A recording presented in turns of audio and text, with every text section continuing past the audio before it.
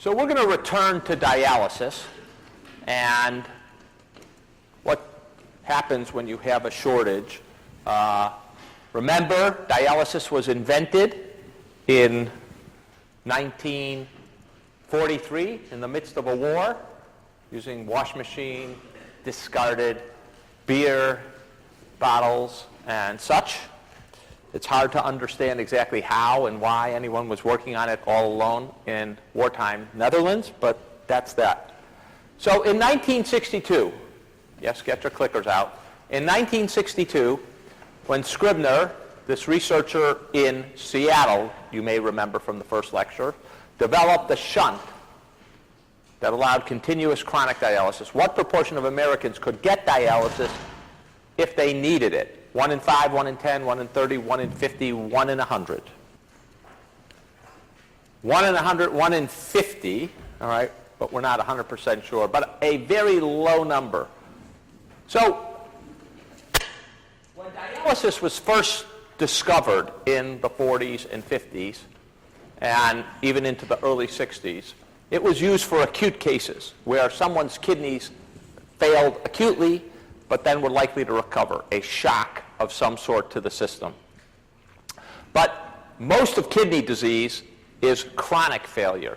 The kidneys slowly dwindle down and then fade out, and you need dialysis or a transplant to keep going. People have been trying to, the problem with doing dialysis is you have to stick one of the catheters into the artery to take the blood out and then return it into the vein. And by repeatedly doing that 2 or 3 times a week, you burn out all the people's veins. So they were looking for a way to create a permanent shunt, as it were, between the arteries and the veins. And in 1960, this guy Scribner at the University of Washington in Seattle developed a shunt that made hemodialysis feasible for long-term chronic end-stage renal disease. And basically, it's a loop of plastic between the artery and the vein, and you can stick repeatedly into it without destroying the vein. Sew in 2 ends permanently, and then repeatedly stick into the plastic. When you make chronic dialysis possible, there are lots of people who have failing kidneys who would otherwise die that you can now suddenly keep alive. And demand was high, dialysis machines were scarce, and roughly 2%, or 1 in 50, of the people who needed chronic dialysis could actually get it in 1962. There weren't enough machines, and wasn't enough pay in the system for that. Therefore, we needed to select who gets it, just like the liver transplantation case, just like the insulin case, just like, you know, if we have to select people for flu vaccine, we needed a process. As we mentioned, in Seattle, they created what had been called the God Committee, and you can see this wonderful picture that appeared in Life magazine by an article, famous article by Shana Alexander, made her career as a journalist. Faces blanked out, people sitting at a table. The selection committee was, or the God Committee, was this admission and policies committee of the Seattle Artificial Kidney Center at Swedish Hospital, which was one of the big teaching hospitals in Seattle. Had a lawyer, a minister, a banker, a housewife, official of the state, a labor leader, and a surgeon. Now, you might want to imagine, 50 years later, 2012, what would your committee look like? Would it include that element of representation? And if I remember correctly, only the housewife was a woman, and all of them were white. So their guiding allocation principles, to remind you, were you had to live in Washington State, and a kind of moral worth or social value criteria, to what extent does each patient deserve treatment, that went down a sort of checklist. Were they working? Were they religious? What was their education? Was their wealth, contribution to society, character, burden of loss? If they died, what would the impact be? And in particular, they were very interested, would their dependents become wards of the state, be on welfare? And then capacity to accept treatment. Dialysis, even today, under much, much better circumstances, requires a real devotion to getting treatment. You have to go in 3 times a week.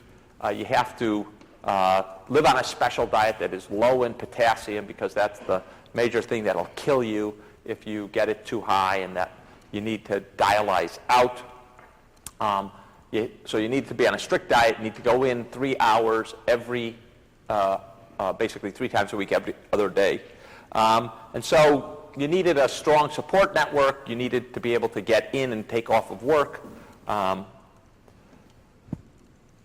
Right after the discovery, a lot of sort of leading places, major medical centers, began using the shunt and dialyzing patients.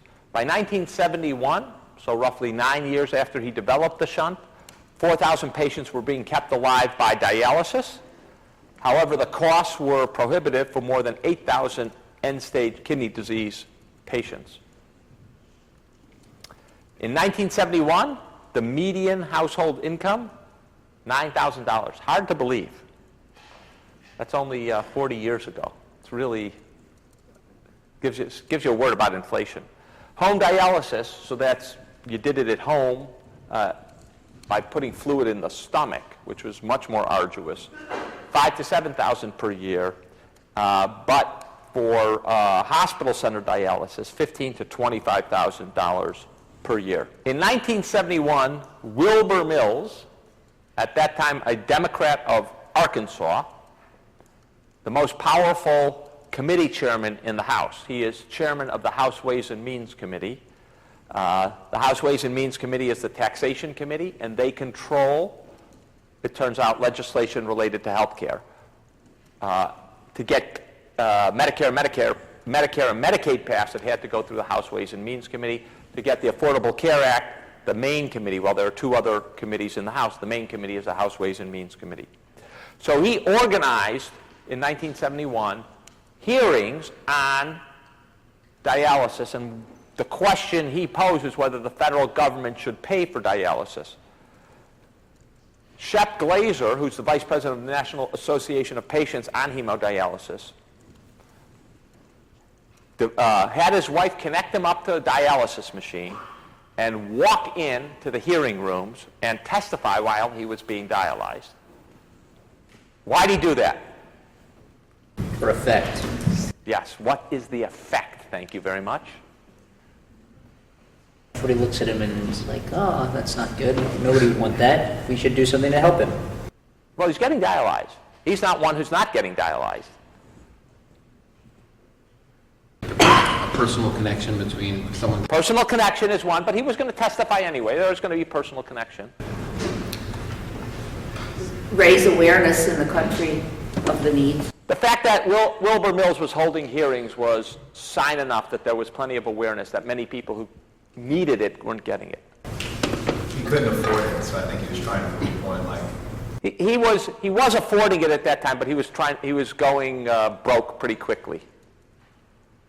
Look, one of the big arguments for this is these are viable people who could work, responsible members of society. They weren't welfare cases. They weren't the old, that they could work if they could get dialysis. This was not going to be a situation that it was welfare. This is going to be a situation that you were taking eminently employable people who could contribute to society and give them dialysis. And by God, here's a guy who's on dialysis, and he can do it while he can testify.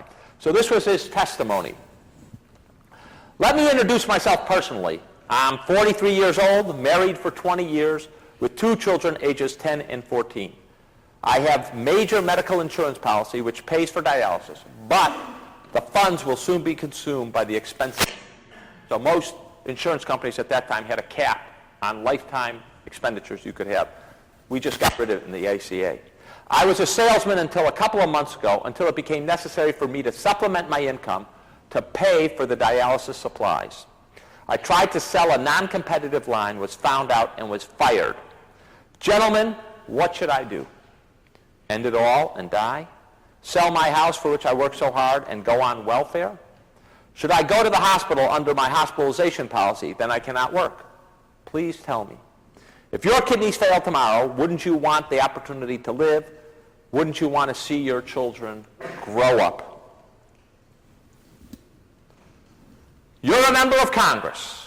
If you heard Shep Glazer's testimony, as I just read it, would you have provided funding for the end-stage renal disease program to pay for dialysis? Yes. Soft-hearted liberals as usual. I mean, what are you going to do when a guy does that, right? Pretty dramatic. And that's what we did. Pretty effective testimony. President Nixon signed the Social Security amendments of 1972 into law in October. Included was a provision to provide federal funding through an extension of Medicare to renal failure patients who needed dialysis. So basically the government was saying, if you need dialysis, we will pay for it on Medicare, even if you're not over 65.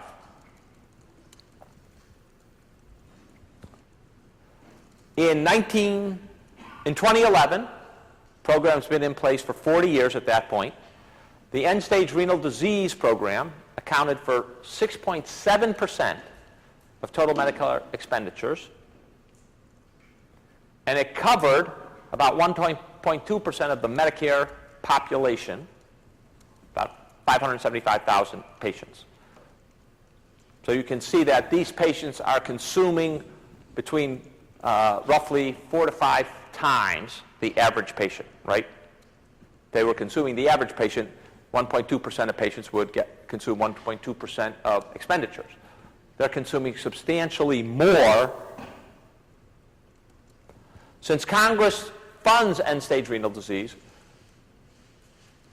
why is that the only program that Congress funds through Medicare? Patients who are diabetic don't get insulin, they'll die. Should Congress fund insulin for diabetic patients? Wow. We're split. So today, 96% of dialysis patients have at least part of their treatment covered by Medicare.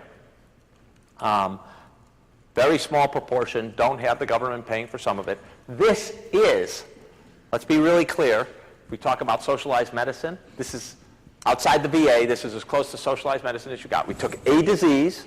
We didn't take a population. We took a disease. If you got that disease, government's paying for the whole shebang. Today, cost of average patient on dialysis, not $15,000, $82,250. Huge amount of money. To put it in context, the median income in the United States, $50,000. So substantially more, 60% more than the median income. If Congress decided to limit end-stage renal disease program, say we're going to either put a cap on how much, or we're going to limit how many people get into it, or we're not going to cover it anymore, would you call that rationing? Well, we're really split here.